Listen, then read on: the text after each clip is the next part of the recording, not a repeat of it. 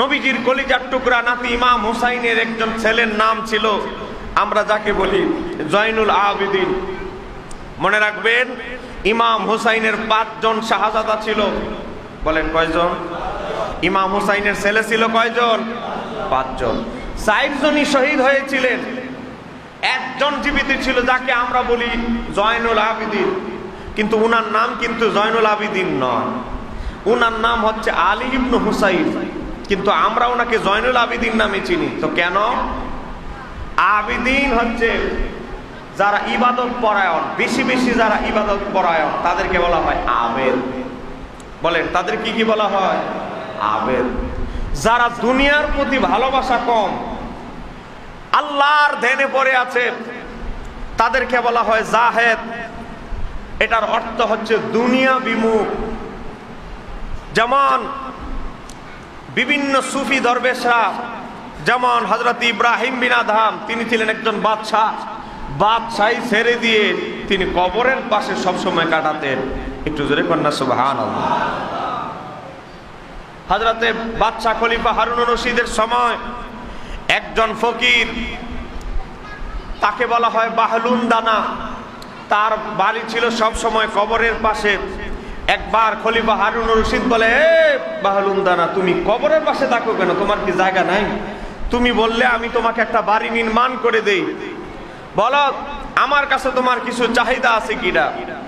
হযরতে বাহলুন দালা রহমতুল্লাহ আলাইহি খলিফা হারুনুর রশিদকে বলতে লাগলেন, আমি তোমার কাছে 3টা জিনিস চাইবো, 3টার মধ্যে একটাও যদি তুমি দিতে পারো তাহলে আমি তোমার কাছে চাইবো।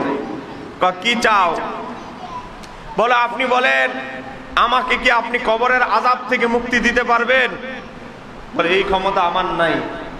আপনি কি আমাকে জাহান্নাম থেকে মুক্তি দিতে পারবেন? বলে এই ক্ষমতা আমার নাই। আপনি কি আমাকে আজরাইল থেকে মুক্তি দিতে পারবেন? বলে এই ক্ষমতা আমার নাই। তো আপনি কিসের সুলতান হয়েছেন? আসল সুলতান তো হচ্ছে আমার আল্লাহ। একটু জোরে বলেন না সুবহানাল্লাহ। তো বাহলুন যারা জাহেদ, তাদের একটা বৈশিষ্ট্য হচ্ছে দুনিয়ার সাথে, সম্পদের সাথে, এই দুনিয়ার চাকচিক্যর সাথে তাদের সম্পর্ক নাই। আর আবেদ যারা এত বেশি ইবাদত পালন করেন, এত বেশি কাঁদেন, তাদেরকে বলা হয় আবেদ। তো জয়নুল আবিদিনকে বলা হয় জয়নুল আবিদিন, যিনি সমস্ত আদবদের, আবেদদের, ইবাদত পরায়ণকারীদের উজ্জ্বল নক্ষত্র, প্রদীপ। তাকে উপাধি দেওয়া হয় কখন? এই জয়নুল আবিদিন উপাধি কিন্তু কারবালার সময় নয়, এটা আরো ওনার পরে পেয়েছে। ইমাম জয়নুল আবিদিন প্রতি রাতে 1000 রাকাত নামাজ আদায় করতেন। আরো জোরে বলেন, কয় হাজার রাকাত? আপনি ঘড়ির কাঁটা দিয়ে মিলাইতে পারবেন না, ঘড়ির কাঁটা দিয়ে এটা মিলানো যাবে না। কারণ আমার আল্লাহ তার স্পেশাল কিছু বান্দাদেরকে এমন কিছু ইবাদত করার সুযোগ দেন, আল্লাহ তাদের জন্য সময়টাকে সংক্ষিপ্ত, ছোট করে দেন। একটু জোরে বলেন না সুবহানাল্লাহ। আপনি ঘড়ির কাঁটা দিয়ে একজন হাফেজে কোরআন এক পারা কোরআন তেলাওয়াত করতে তার 22 মিনিট সময় লাগে। দ্রুত গতিতে পড়তে গেলে আমাদের ইমাম সাহেব মুয়াজ্জিন হাফেজ জিজ্ঞাসা করবেন। কিন্তু ইমাম আবু হানিফা এমন এক সত্তা ছিলেন, তিনি যখন কাবা ঘরের সামনে নামাজে দাঁড়াতেন, 1 রাকাত নামাজে গোটা কোরআন খতম করে ফেলতেন। এত দ্রুত কিভাবে কোরআন খতম করতেন? তার কারণ বিভিন্ন ওলি আবদালদের জীবনীতে দেখেন, যেমন ইমাম জয়নুল আবিদিন, ইমাম হুসাইনের শাহজাদা, রাতের এক মুহূর্তে কিভাবে 1000 রাকাত নামাজ আদায় করতেন। আরে বাবা, 1000 রাকাত নামাজ যদি আপনি ক্যালকুলেটরে ধরেন, বহু সময়ের ব্যাপার, এখানে কেরাত আছে, রুকু আছে, সেজদা আছে, অনেক কিছু আছে। তাহলে কিভাবে আদায় করেছেন?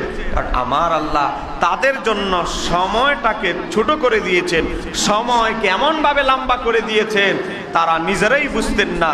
একটু জোরে কন্যা সুবহানাল্লাহ। ইমাম জয়নুল আবিদিনকে উপাধি দেওয়া হয় জয়নুল আবিদিন কেন?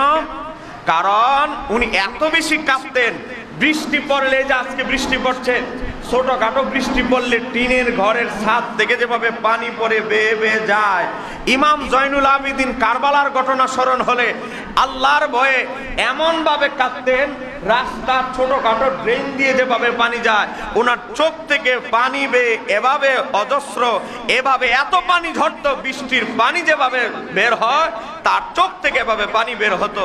একটু জোরে বলেন না সুবহানাল্লাহ। আমার বাবারা ভাইয়েরা, তো উনার নাম হচ্ছে আলী, কিন্তু আমরা জানি জয়নুল আবিদিন। ইমাম হুসাইনের 3 জন ছেলের নাম ছিল আলী। একজনের নাম হচ্ছে আলী আকবর, একজনের নাম রেখেছে আলী আসগর, আরেকজনের নাম রেখেছে শুধু আলী। এখন সবার নাম 3 জনের নাম যদি শুধু আলী রাখে তাহলে তো গন্ডগোল। এজন্য ইমাম হুসাইন বলে তিনি তার বাবাকে এত বেশি ভালোবাসতেন, দাদার নামে নাতিদের নামকরণ করেছে। একজনের নাম দিয়েছে আলী আকবর, একজনের নাম দিয়েছে আলী আসগর, একজনের নাম দিয়েছে শুধু আলী। তার আকবর আসগর নাই, শুধু আলী। শুধু যার নাম রাখা হয়েছে আলী তিনি হচ্ছেন ইমাম জয়নুল আবিদিন।